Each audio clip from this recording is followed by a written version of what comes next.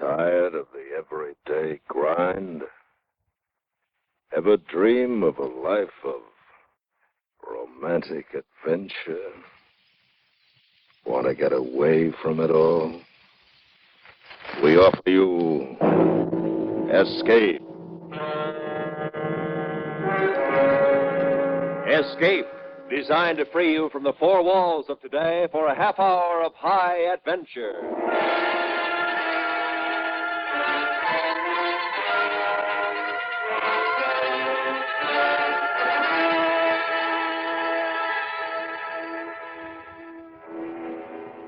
You are on a planet of desolation and utter ruin, awaiting the return of your comrades to carry you to safety, while the remains of life about you, crawling and evil, are slowly hemming you in and ruthlessly tracking you down to your death. Listen now as Escape brings you Charles Smith's unusual story, North of Polaris.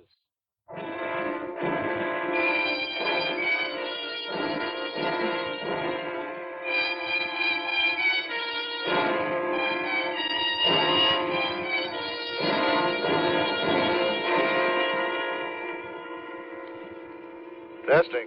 1, 2, 3, 4. Do you read me, Joe? Loud and clear, R5S5. All ready, sir. How is he? Well, How do you feel, Mac?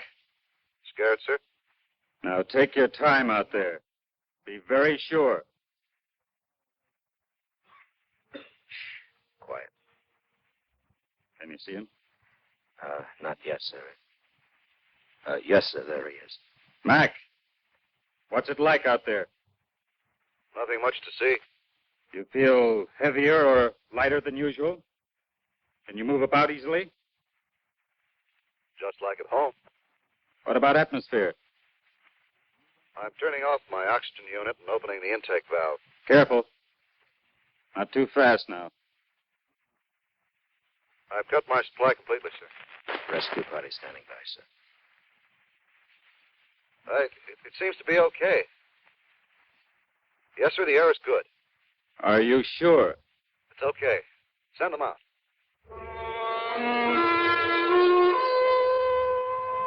From the port of the spaceship, we could see him calmly walking about on the surface of a planet approximately 20 million miles from our own. All 40 of us had drawn straws. Mac had won. And if we returned home safely, he would be remembered as the first man to touch the soil of an alien planet. Well, Joe? Well, I guess I'm as ready as I'll ever be, sir. Who else are you taking with you? Stoner. He's good with the camera. Sam, have you got your gear ready? Joe, all set for the pick. All right. Now, you know what to do. What I want. Yes, sir. Map the area as best you can. Bring me a report on water sources, mineral deposits, vegetation.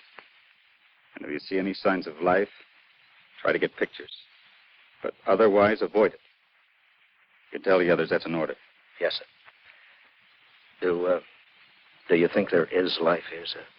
Well, some of our best minds have always claimed there was. Well, when we get back, we'll set them straight, sir. Yeah. I'll make other drops and pick you up at this spot in 48 hours. So you're on your own. Good luck, Joe. Thank you, sir.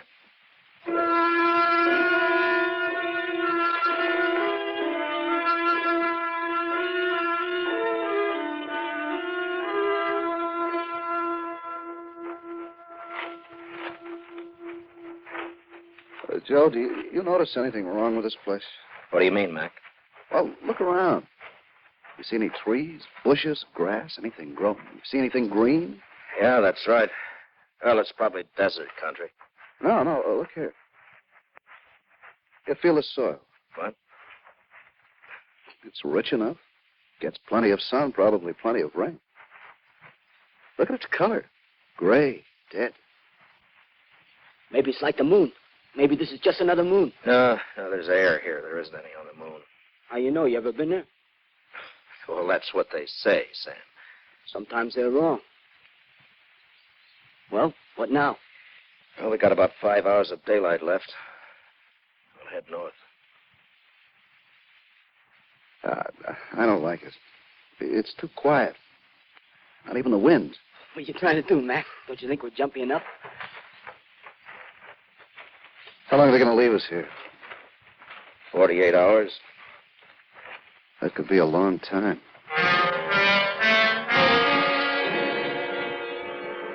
We started north.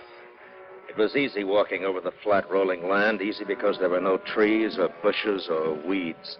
There was nothing. Nothing but the gray sky and the gray, dead soil. I was beginning to think that maybe it was only a moon. And then we made camp for the night. Okay, come and get it. Well, look here. Beans and K-rations. Just what I wanted. Oh! Hey, watch those cans, they're hot. Now you tell me. You know the first thing I'm going to do when I get home? Oh, what? I'm going in the best restaurant in town and order the biggest steak in the joint. You're pretty sure you're going to get home, aren't you? Sure, I'm sure. Why, aren't you, Mac? I don't know. Hey, want some coffee, Joe? Yeah, thanks. You married, Mac? Uh-huh. Any kids? Yeah, one, a little girl. She's 5. What made you volunteer for this trip? I don't know. Maybe I just had to. You understand that? Yeah, I think so. Hey, you know what I miss? The crickets. You know, at home you sit around a campfire, like at the lake. You hear the frogs and the crickets. And slap the mosquitoes. Yeah. It's funny. Oh, what's that? Well, here we are, 20 million miles away from our home. 20 million miles. And yet up there in the sky, we can still see it. Yeah, I wonder if anybody's looking at this stinking planet and wondering if we made it. Oh, sure they are. All the scientists, astronomers. I don't mean them. I mean... I know what you mean. You got a family, Sam? Only my mother. She lives... Hmm? What is it?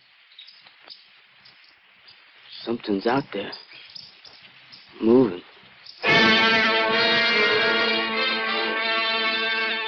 It was life. There was life here. And we could see it now, in the dim light given off by our heating unit. It was an ugly, four-legged beast with a hairless body. And from its odor, a scavenger. Like everything else here, it was the color of gray. All right, cut it out. Sam! Oh, that's real smart. You're supposed to be a photographer. Take pictures of what we Oh, find. lay off him, Joe. It was only a rat, a big rat.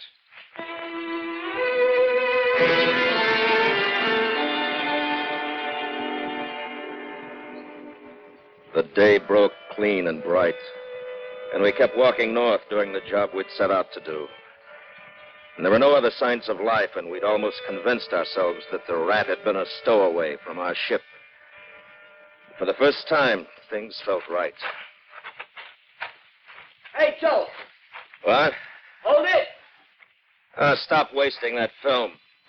What's the matter? Don't you want your pictures in magazines? I've shot everything there is to shoot here. It's all going to look the same. Nothing. Yeah, I know. When we turning back? Tomorrow morning.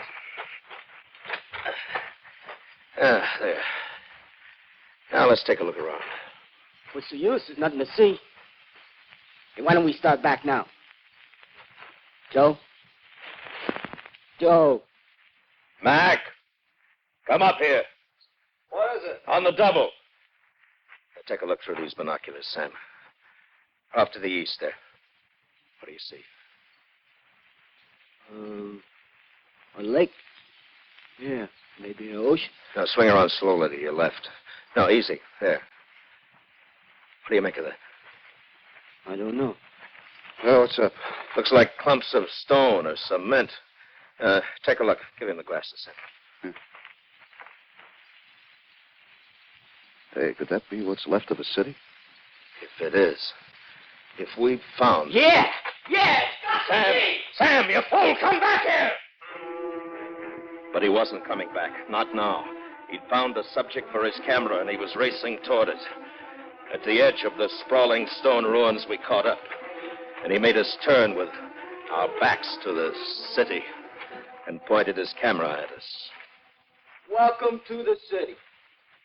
Hold it, both of you, right there.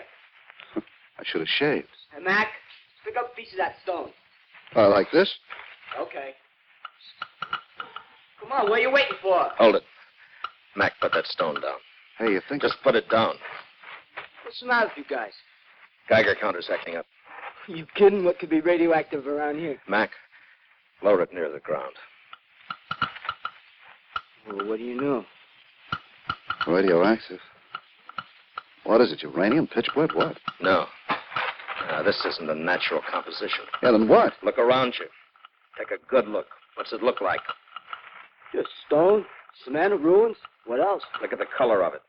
The edges. Yeah. Like it's been burnt. Scorched. Remember what our cities looked like? They wouldn't know about atomic energy here. What makes you so sure? I led them on into the sprawling corpse of the great metropolis until we stood near the jagged base of what once must have been a magnificent building. Mac? Yeah? Over there. What? Look. Rats. Yeah. Scrounging for food. Oh, sure did. With each step we'd taken, the radiation had increased. And when it reached the danger point, we turned and started slowly back. We didn't say anything. We didn't need to. We had seen and we knew that this world, this civilization, had committed suicide. It's getting late. We'd better make camp. Well, this is as good a place as any, I guess. Oh. I don't know about you guys, but I'm pooped. Yeah, it's been a long day. You want to set up the stove, Mac? Yeah, might as well. The sky's clouding up in the south. Looks like a storm brewing. Your film safe, Sam? You think the radiation back there damaged it? Nah, it's packed in heavy lead foil. Yeah. Cigarette, Joe? Yeah, thanks.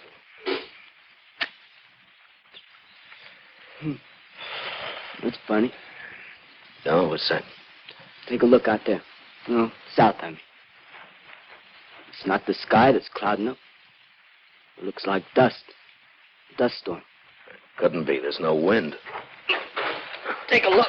Yeah, but there's no wind. Well, something's out there kicking up the dust. How far away you figure?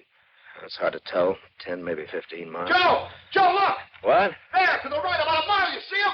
See what? No, over to your left. Well, what is it? People. You're crazy. There's nothing out there. Two of them, they fell. I can't see them now either, but I did see them. There, now they're up again. Joey's right. The people like us. Hey! Oh, hey! All right, stop it. Hey! Cut it out. Stop it. Look, we've got orders to avoid contact with life here. But, Joe, they're people, human beings. You don't know what they are. Just because they resemble us physically, that doesn't mean a thing. But, Joe, we they got might- our orders. The ground's higher over there. Let's move over there where we can see them better. Come on. When we made it to the rise, we could see a man and a woman. Two people just like ourselves. Even what was left of their clothing was similar to ours. And they were running desperately. And then I looked beyond them and saw the cause of their fear. Stalking them, slowly closing the distance between them, were 6 of those great, evil rats.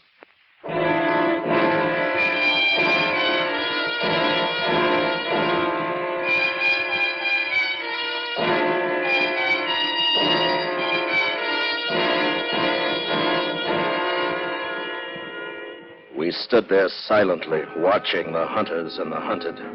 And the longer we watched, the more it became certain that the rats could end the hunt whenever they wanted to. I could see their features now. The woman was much younger than the man. Their faces were distorted by panic and fear. And we watched and waited. And then the old man fell, and Sam and Mac were running, screaming, driving off the rats.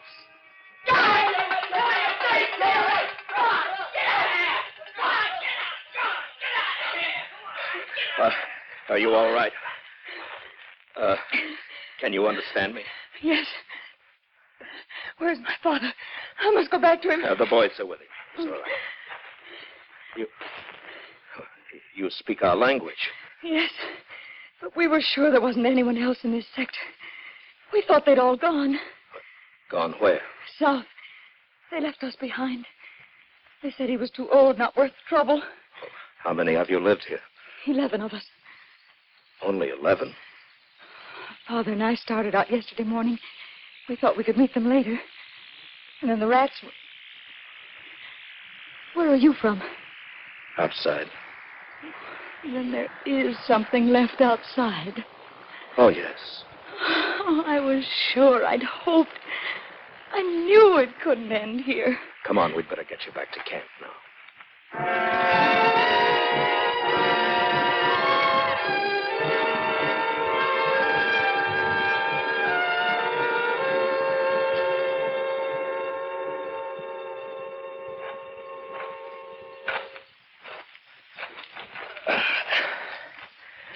Well, they're asleep.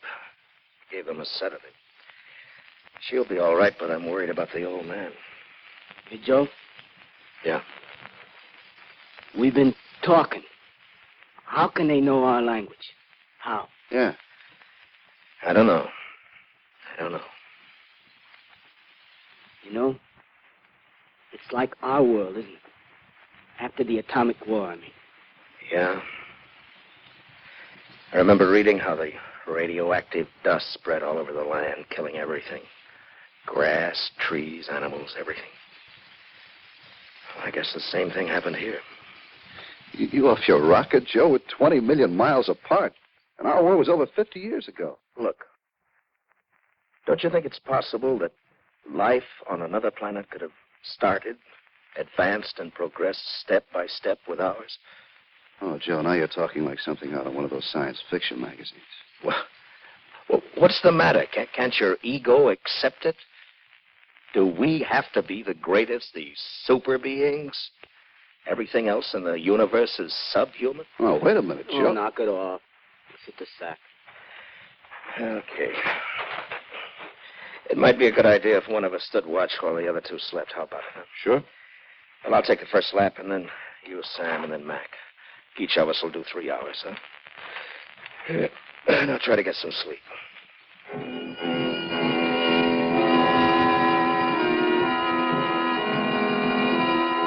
The 3 hours passed quickly. My mind was racing, asking if this world was a parallel to our own world. Were all the worlds of the universe alike? I was trying to find the answer when Sam relieved me, and I still hadn't found it when I dropped off to sleep. But I didn't sleep very long.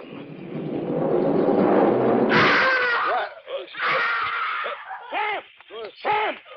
Oh, good Lord, the rats. He must have dozed off. Come on.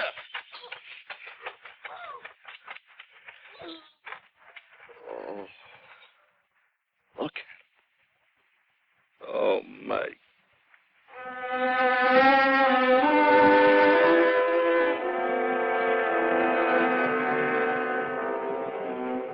We buried Sam just as the sun rose full above the horizon. And then as we turned to walk back to camp, we saw it. The sky to the south was black with dust. It was closer now, much closer than the day before. And whatever it was out there was moving straight for us. What do you make of it, Joe? I don't know. Oh, Jean. Yes? Does your father feel well enough to travel? Oh, he's much better. He wants to talk to you. All right. Joe, how far away from our rendezvous point? Oh, about 12 miles. Have you noticed the dust to the south? Yes. I was hoping that you could tell us what it was, sir. It is the army. The what? The army. The great army of the rats. The others. Those you saw yesterday and this morning, they were the scouts. Out there is the main force. Well, why only rats? Why no other animals? When the war started, the rats were already immune to radiation. They thrived on it when all other life perished. But why? We did it. We made them immune. We used them in our early atomic experiments, generation after generation. And Generation by generation, their resistance increased until a rat was born who was immune to radiation. What are we waiting for? Let's get out of here. Yes, we must run. For now they are the masters, the rulers, and we are the scavengers.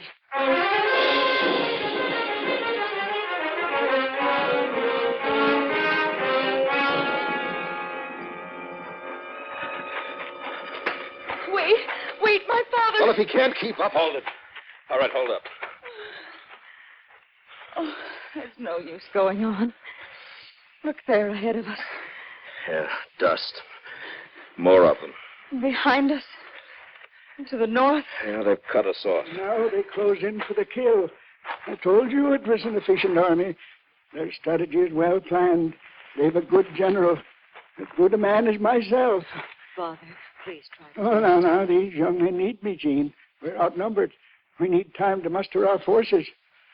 Perhaps we could make a truce with the rats. Talk sense, will you? Gentlemen, be reasonable. We have no other choice. You see how easily they outmaneuvered us? A truce is our only hope. Make him shut up?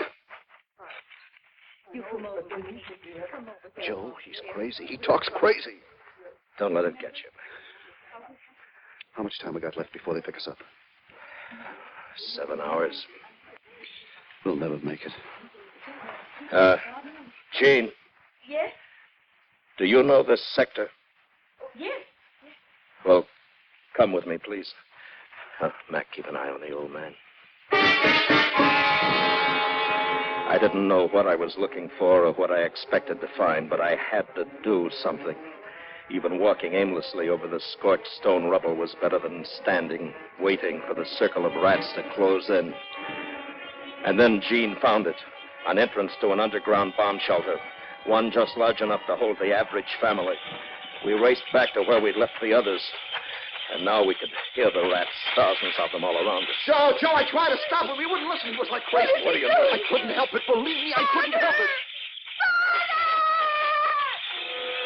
He was about 200 yards away, his shoulders back, his head held high, walking directly toward the rats. And in his right hand, he was holding a small white handkerchief, waving it back and forth like a flag of truce. He kept on until they'd formed a semicircle around it.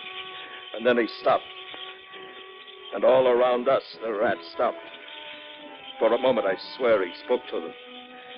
And then he turned toward us, raised his hand in salute. And then the rats swarmed all over him. Come on. No, come on, Jean. You can't help me. Come on.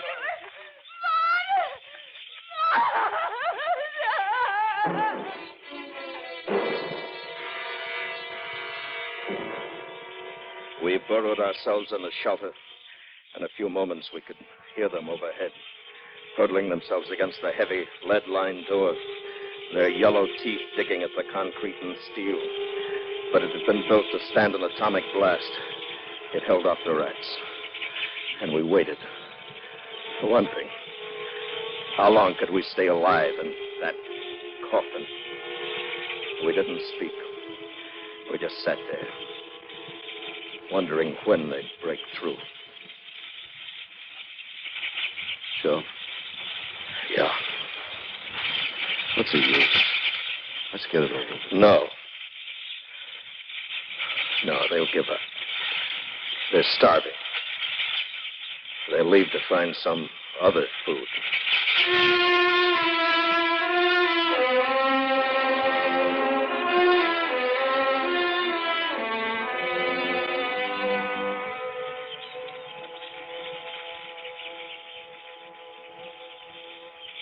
Hey, Joe.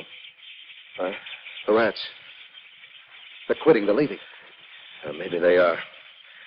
Maybe they just want us to think they are. No. No, they're leaving. I'm going to take a look.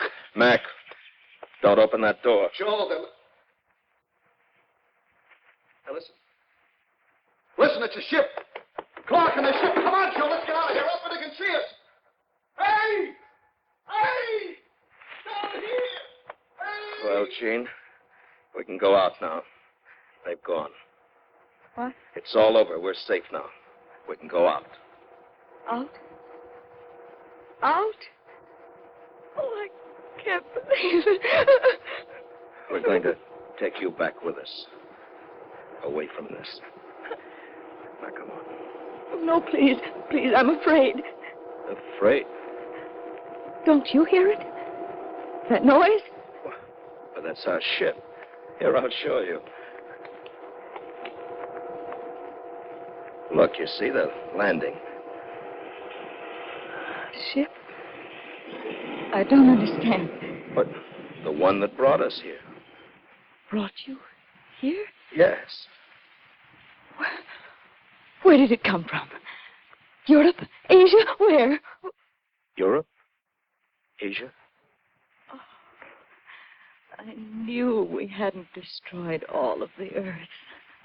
Earth? Is that what you call this planet? Earth?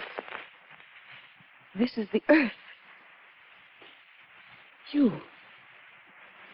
Where are you from? What? Way up there. Just north of Polaris.